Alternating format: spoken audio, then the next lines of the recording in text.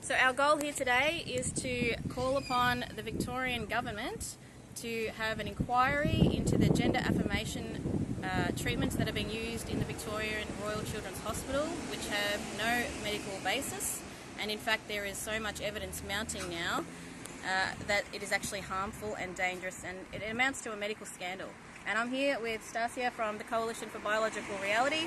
We are people from every single type of family, cultural, tradition, religion, philosophy. We have atheists, religious people, left-wingers, right-wingers. We are all here because we care about the protection of children. We've put aside all our differences because that's not important. What is important is that children stop being harmed in this country, and the Labor government needs to do something about it. Thanks for coming today. Can you tell us why you're here? Thanks, Moira. I'm concerned that children that may otherwise grow up to be gay are being transitioned and having their bodies permanently disabled for life. Thank you.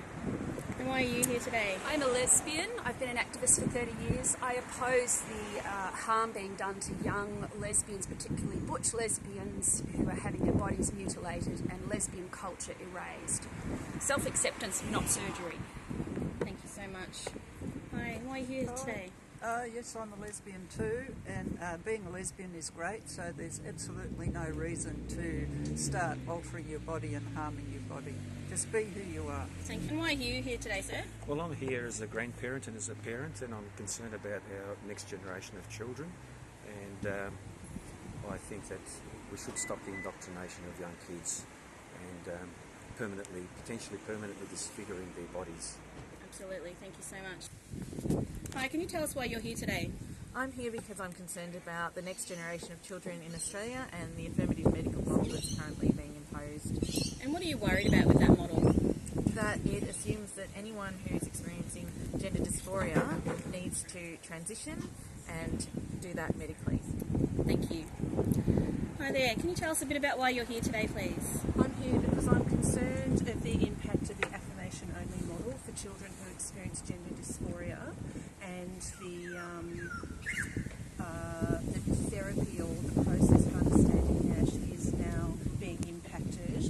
Children and young adolescents cannot consent to puberty blockers, and I'd recommend looking up the Kira Bell case, the High Court case in the UK, for more information. So much. Thank you. Hi there, sir. Can you tell us a bit about why you're here today?